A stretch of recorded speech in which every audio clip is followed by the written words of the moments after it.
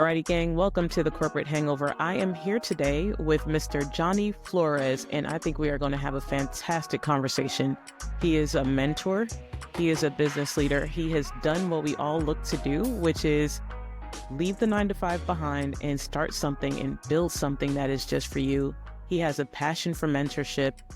He mentored me a few minutes before we even got onto this call. And that's the kind of leader that I'm really excited to talk to. And I don't want to ramble because I think I will, Johnny. Welcome to the show. Thank you. Thank you for having me. Appreciate it. Absolutely. Absolutely. So I would love to hear a bit about your background. You mentioned working in the medical field. You mentioned working for government. Can you tell us a little bit about yourself and, just kind of like what brought you to this point? It was a very roundabout, accidental thing. I joined the Navy, not right out of high school, but pretty close to it. Went to school for like 6 months. It was not for me. I was like, this is just high school, continuation of high school. I don't like this. You mean you I've didn't always, like high school? some people did. Like my sister did. She was very popular, so I'm sure she loved high school, but I did not. And I've always been kind of a DIY person, just like show me the basics and I'll figure out the rest myself. And so I was always like an artsy kid doing drawings and making things, and went to the Navy, and for many different reasons they put me in the medical field. And so I was what's called a hospital corpsman. So it's like the Navy's version of like an Army medic. And did that for 4 years and then got out and didn't really know what to do. So I just kind of stuck with the medical field because I could get jobs in it, not fairly easy, but like regularly I could get Yeah. a job. So I just stuck with that and then just didn't know what to do for years. And then I got back into illustrating and kind of did that as a side hustle and was trying to get a career in illustration off the ground and had some okay success with that. Yeah. And then after about 15 years, 17 years in the medical field, I was like, I can't do this anymore. I hated it. It's no knock against the medical field. Plenty of people love it. I have friends that do it still to this day. And it's a commendable field, but it just wasn't for me. And then went kind of did it, just trying to figure out like, what else can I do? And a neighbor across the street from myself, where we lived at the time, he came up to me and said, "Hey man, have you ever thought about doing a podcast?" And I was like, "No, I mean, I just started listening to them at this time. This was like 2011, Yeah. 10, somewhere in there." And he's like, "We should do one." And I was like, "Okay, what?" And he goes, "I don't know. You come up with an idea." He's like, "I'll record it. You come up with the idea." I was like, "Okay." So I kind of sat around and thought about it for a couple of weeks. And I was like, oh, I like talking about nerdy stuff, like nerdy pop culture stuff. And this was like when the Marvel movies were just kind of getting underway. And so, yeah, we did a nerdy roundtable podcast called No Nipples on the Suit, which is a reference to the Joel Schumacher Batman movies, which goes into, this is like part of mentoring with podcasting, is like, you have to come up with a title for your show, a name of your show that connects with like the audience when you get in front of. So I knew nerds would get that reference. No nipples on the suit. They would get that reference. And so I was doing that. And at the same time, I a relationship that I was in for a long time ended. I had left the medical field. I was just in this transition period of my life. I did a couple months in sales. I did all sorts of stuff, just trying to figure out like, okay, what can I do next? And then got a job with the municipal animal shelter for the county that I live in. Oh, right on. Yeah. And again, thought I would get these jobs where I'm like, okay, well, maybe this is my thing. And I got in there and it was fine. I love dogs. My dogs are right here next to me. I love animals. And, but it was kind of a toxic work environment. Yeah. I dealt with the public a lot because it's a municipal animal shelter. So not only are there adoptions, but there's like punitive stuff where like people had fines and fees because their dogs were loose, or Gotcha. neighbors were complaining about neighbors dogs barking, and so I had to like diffuse a lot of situations, which was okay. That was fine. It would get problematic sometimes, but it was a toxic work environment, just like management wise. So parallel to that, Mm-hmm. no nipples on the suit, I had stopped doing because there was like 4 or 5 core people, and then we had like peripheral people that kind of rotate around. But we were all in our early 30s, and people were starting to have kids, and it was just getting harder and harder to get people to come together Yeah. to do the podcast. So I was like, okay, I got to do something where it's maybe just me and one other person, and and I really sat and thought about it. And in the years prior to that, I had been heavily involved in the art scene, and I'm in Sacramento, California, and I just met all these really cool people, amazing people, and I'd grown up here for the most part, but I had been gone for like 10 years, and I moved back in 2004, and Mm-hmm.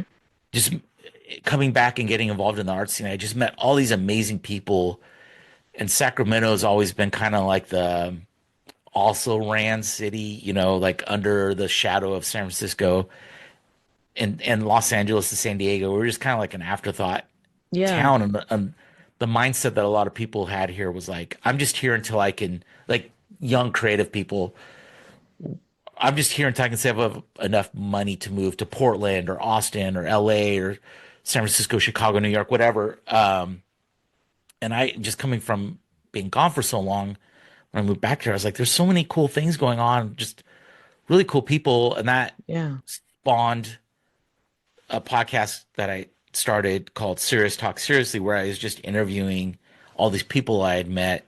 Mm-hmm. And it was really just like hyping up the city. Like, hey, look, these are all the cool people that are not cool. I shouldn't say that, but like, here's all the people who are making our city unique and I different love that. and worth living here. And it took off. And so in 2018,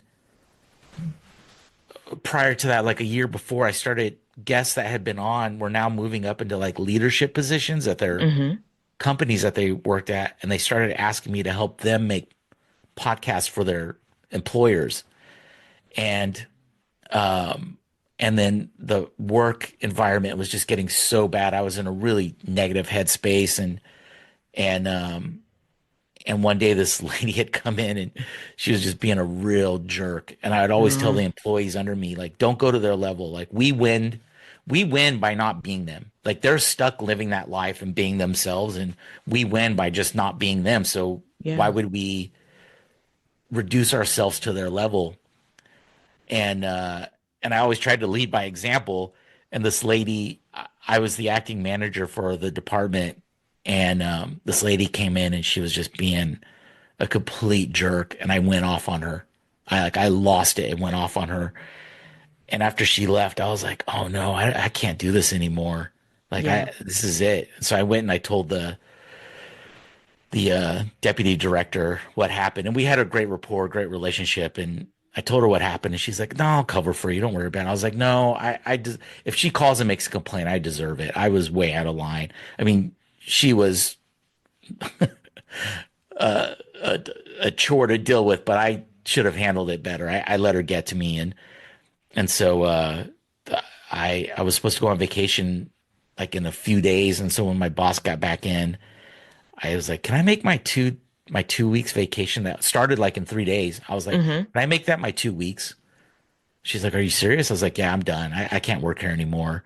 Yeah. And she's like, I'll check." So she checked with HR, and this was like on a Tuesday, Wednesday, she was like, "Yeah, they said you can make your vacation your 2 weeks." I was like, "Cool." And then that Thursday was my last day, and then I went on vacation, and or technically went on vacation, and then just never came back. And then I started my business at the same time. I was like, all right, because I had called my girlfriend. Sorry, this is a very important part of this story. Is No, you're I had called good. my girlfriend and told her, I was like, what happened? And I was like, I can't work here anymore. She said, I've been telling you to quit and pursue your own business and podcasting. I've been telling you to do that. I was like, you're right. For like a year, she'd been telling me, like, why don't you just give this a try? But that job had just like broken down my like self-worth and self-esteem and my mental health. And so like I just didn't have any faith in myself. And luckily I have a wonderful girlfriend partner, and she's amazing, and she's like, you should do this. And I was like, all right, I'm gonna do it. And so that was long way around us saying how this all got started. No, Johnny, that's the exact reason why. That's the best reason to understand why this all started because number one, I really relate to the story that you just told about essentially someone just coming in and pushing you out of your normal mindset and how you would carry yourself, how you would conduct yourself.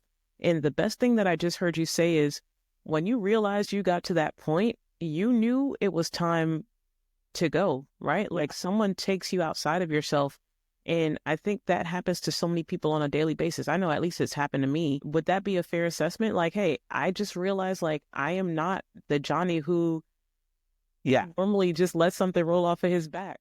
And I think that's if I can pat myself on the back for that, I think that's what separated me from someone who's stuck around in that place and let themselves become a problem, like became a toxic employee because I was just like, I can't do this, And luckily, I was in a position where I had money saved up and I had a girlfriend who was like very supportive. I understand if you're not in that position, it's really hard to do something like that. Yeah, no, you're right. And to your point though, too, sometimes it's kind of tough because you mentioned getting to the point where it was affecting your mental health and your self-esteem. And I understand it sounds easier said than done, right? Like you gotta get yourself out of that situation, but it is tough when it's just kind of like maybe some people might not see an option. Sometimes people might not see that there's another opportunity to kind of pull themselves out. But I love hearing that you were able to say, okay, I'm done. I'm going to now pivot and kind of go into what my passion is. And the fact that you had a partner that would encourage you, because sometimes that partner might throw up a bunch of what ifs. And, sometimes that might feel like a roadblock in and of itself. Oh, for Would you sure. mind sharing, like, I know there probably still might have been a little bit of fear with starting to make Oh, the yeah. transition. You mind sharing like what some of those might have been? Oh, yeah. I can tell you exactly what it was. So that first 2 months, I was just spinning my wheels because I knew what I needed to do. I just didn't have any belief in myself to do it. Even though I had I knew deep down, um, I understood podcasting and how to make podcasts outside of like even the technical stuff. It's Hmm. like I know as soon as I started doing podcasting, I was like, okay, I get this. And I was like, I don't know where this will take me. It's going to take me somewhere. I just don't know where.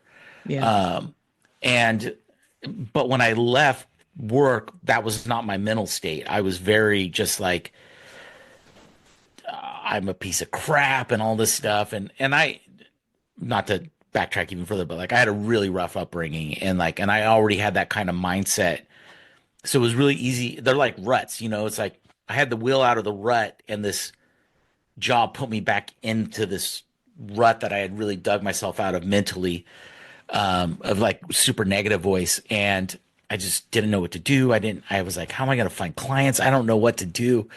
And there's a woman here in Sacramento named Tina Reynolds who used to own a marketing company called Uptown Studios. She's an amazing person. She just retired. Her wife passed, I believe, middle of last year, and I think she just said like, okay, maybe it's time for me to go do other things than this. But she must have seen something entrepreneurial in me. Because when I had her on my podcast, and this was years before I even thought about doing this, Hmm. she had told me, and I had relayed this to my girlfriend. And thankfully, I had passed this on to my girlfriend, which will come up in just a second. Yeah. She had told me, like, if you ever start a business, come talk to me. I'll help you get, I'll help you get going. Um, so jump to 2018, that May, and I'm just like, I don't know what to do. I can't find clients. No one's gonna hire me. Blah blah blah. Just beating myself up. And Sasha, my girlfriend, goes, "Why don't you call Tina? Remember, she said if you ever start a business, she'll help you." Yeah. I was like, "Oh, you're right." So I called her. She's like, "I'll talk to you Wednesday." How about that? I was like, perfect.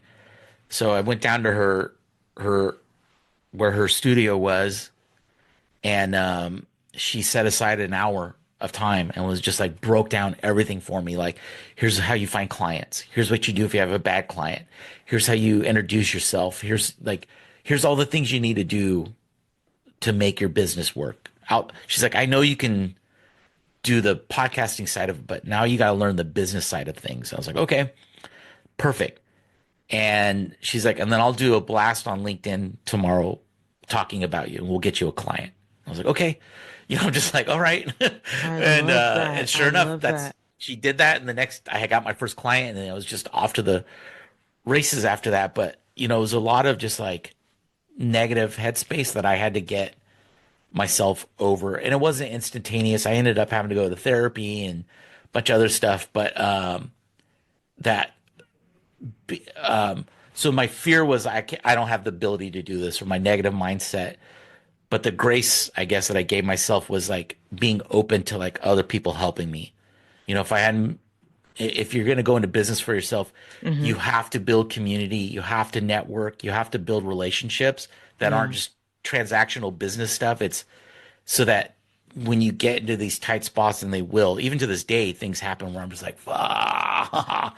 um, so you have to lean on the community that you build as a business owner, or like sole proprietor, whatever you want to call yourself. Um, and so luckily I had already done that Yeah. prior, and I had someone I could call on to like really help me out. Otherwise, I would have probably had to go back to work somewhere. So So I'm going to take a little bit of a left turn, even though you pulled out so many good pieces and gems in that, and just kind of breaking that down. I've noticed in just kind of even when I thought about, hey, I'm interested in starting up a podcast, went over to the podcasting subreddit, and yours is a recurring name where people are asking questions and you're just selflessly giving out information. I think I'm going to coin the term, you're like a selfless mentor, right? And so from that conversation with Tina, is that where that grew out of you? Or what oh, for what sure. makes you so passionate as someone who's just willing to give information? It what does that cost me? It doesn't cost me anything to help people. And Tina was a great example of that. She didn't have to help me. And just, I grew up with just kind of on my own. I didn't really have any guidance or anything. And um, years prior, I was a big brother. I was in Big Brothers and Big Sisters. I don't know what possessed me to do that. And that was like my first instance of like, oh, you can make a difference if you volunteer your time to help somebody in need. Yeah. And it just stuck. My girlfriend is very community oriented. Our neighborhood, our whole entire neighborhood is actually, um, and um, and so it's just been. I feel it's. I don't think it's selfless. I think it's recognizing the responsibility of mentoring and Mm, helping others. Um, I've had plenty of people that helped me out along the way, especially when I was in my 20s and I was struggling and just, a mess. And even into my early 30s, after I got out of the Navy, I was almost homeless. And yeah. one of my Navy buddies, that's another thing I'm really lucky. All the guys and gals that I was in the Navy with were still really close to this day. And his parents let me come and stay with them for a year while I tried to just figure out my life and like what the hell I was going to do. Yeah. So that's my way of just like paying that forward, is like plenty of folks helped me along the way. And so why not try and help out where you can? I feel like we'd have a much better world if more people tried to help out where they can. So that's my social responsibility, is trying to help out where I can. That's awesome. That's awesome. And thank you for sharing that. You also, a little bit earlier, you hit on something which I thought was so important, right? The mindset that you had to be in to believe in yourself. And we are often our own worst critics. What did it take? How deep did you have to dig to be able to believe in yourself enough just to even take Tina up on that offer? Because most of us will just kind of say, you'll have that opportunity come your way, but we sometimes hold ourselves back. And so I'd love if you can share a little bit of that. Sure. Honestly, podcasting was the thing that helped me with that because there was many times when I had my old podcast where I would just be like, screw it. I'll shoot this person an email and see if they say yes. Yeah. And more often than not, they would. And so that got me into a mindset of like the worst you're gonna hear is no or nothing. So it doesn't hurt to ask. And if you don't ask, it'll never happen. So just ask. Ask in a ask in a way that's not going to take up someone's a lot of their time. Mm. Hey, hi, this is Johnny. I was curious if I could sit down and take you out to a cup of coffee or meet up somewhere so I can ask you maybe 20 minutes of your time to ask you some questions. I'm struggling with X, Y, and Z. Can we talk? Or whatever it is.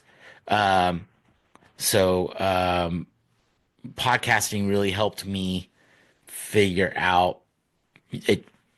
It never hurts to ask. you know, Shoot your shot. The worst you're going to hear is no.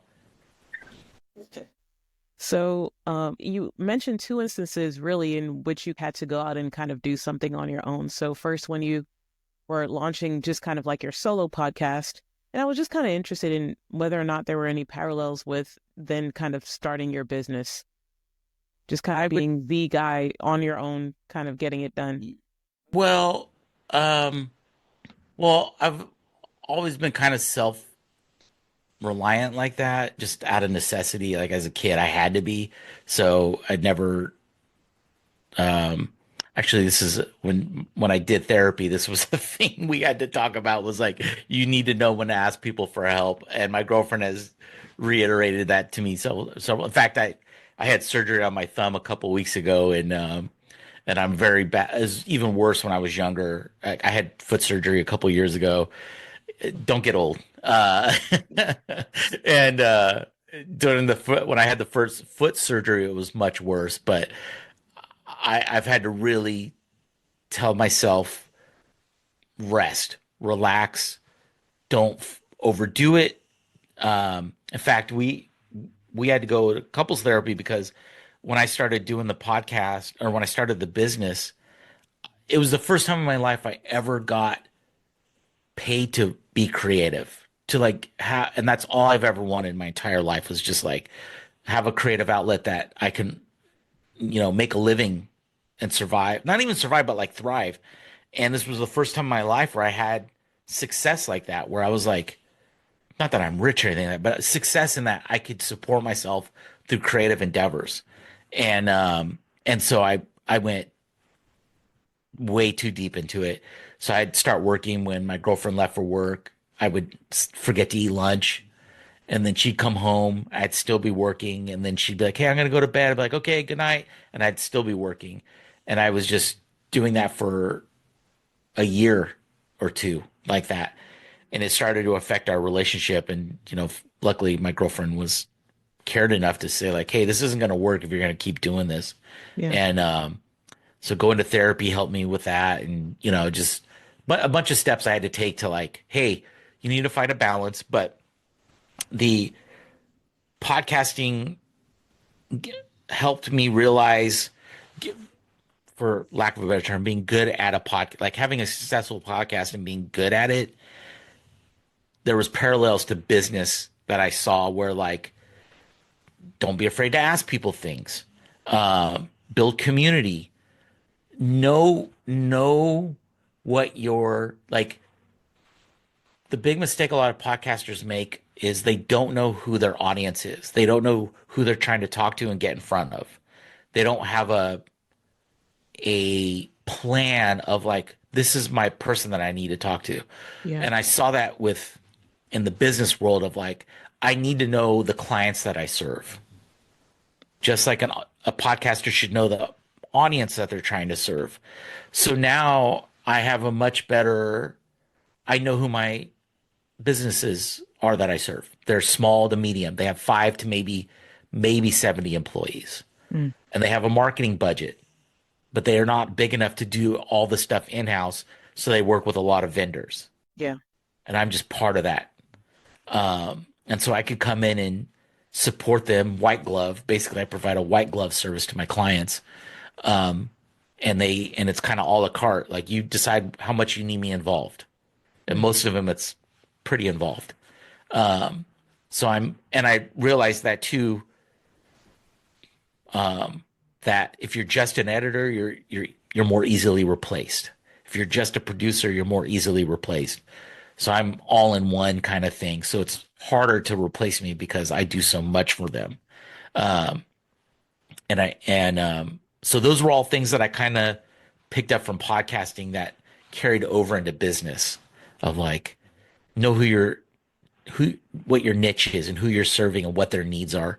And it made the jumping into a business blindly much easier to do because That I'd makes already sense. learned that. Yeah. Yeah. And that makes perfect sense, right? When you know who your client is, then you can say or explain how you provide value. Yeah. And Yeah. I think you just hit the nail right on the head there, right? Not here So just to take your money. I want to help you. yeah, And I like that even better. that's another thing that because I turn down work because I'll say, look, you don't need me to do this. And it shows I'm not, while yes, I do want to get paid, I'm not here just to take your money. I want to actually help you and provide a service that benefits you. So, if a client comes to me and they're like, we want to do 5 episodes, I'll be like, or a potential client comes to me and says, we want to do 5 episodes. I'll tell them right up, I'm like, I'm not the person for you. You're Hmm. not going to see any return on a 5 episode thing. Okay. And I'm not going to take your money because I know it's not going to work. And then you're going to be upset that the podcast didn't work out. I But if you, That goes a long way with building trust. yeah, it does. It shows them. And I tell them, like, I do a flat rate. I'm not going to bill you hourly. Now, if we go outside of my agreement Hmm. or our agreement, there's an hourly fee, but I'll warn you before we get there because I'm not here to nickel and dime you. I know exactly what we're going to do and how long it's going to take. I've been doing this a while. And so, it's all those things to earn their trust before we even get into anything. And then, yeah. And if they're like, well, we want to do 5 episodes, like, that's great. I'm not the person for that. I can recommend some people for that would probably Hmm. be willing to help you. But if you ever think about wanting to do like 20 episodes and you come up with a budget for that, and I'll try and make it work. You let Right me know on. what your budget is and we can figure this out. But otherwise, good luck. I'm not going to take your money. Yeah. Yeah. Johnny, I do want to circle back. I'm using corporate language. Circle back to the verticals. Let's circle back. Yeah. One thing that I heard you mention too was finding the right balance. In so many budding entrepreneurs, maybe people that have a side hustle, um, even people that are established, right? Like it's so easy to fall into overwork because you want to make it work. You're really relying on you. How do you what are some things that you do now to help you find balance, or can you share any advice there? Oh, yeah. Definitely, if you're in a relationship, you talk to your significant other, ask them, hey, where are we falling short? Where am I falling short? Where do you need me to help? What's going on here? And um, because if you're running your own business, whether you have employees or you don't, it's a time suck. Yeah. So I really um, made sure I made time for her, for Sasha, for us, and then for myself. Because that was a problem. I was neglecting myself too.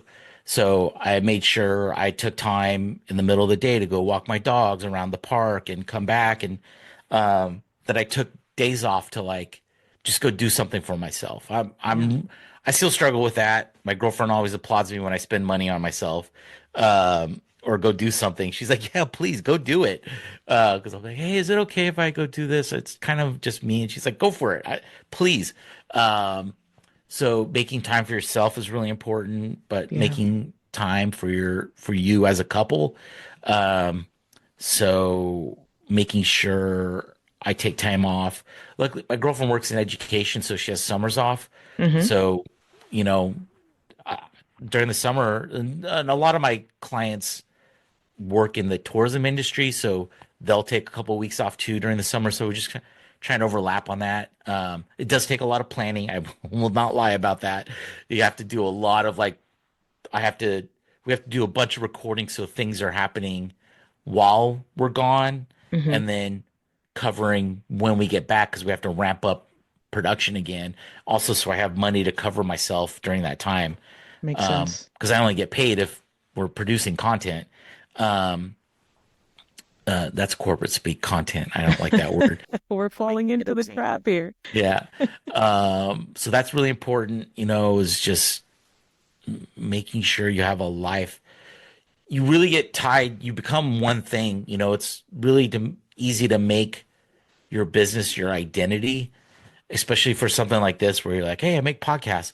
Yeah. Um, and I had a really hard time separating myself from that and finding my own self again. And so that's been really important. Like my girlfriend got me up. I used to love surfing when I lived in San Diego, and my girlfriend got me a paddleboard.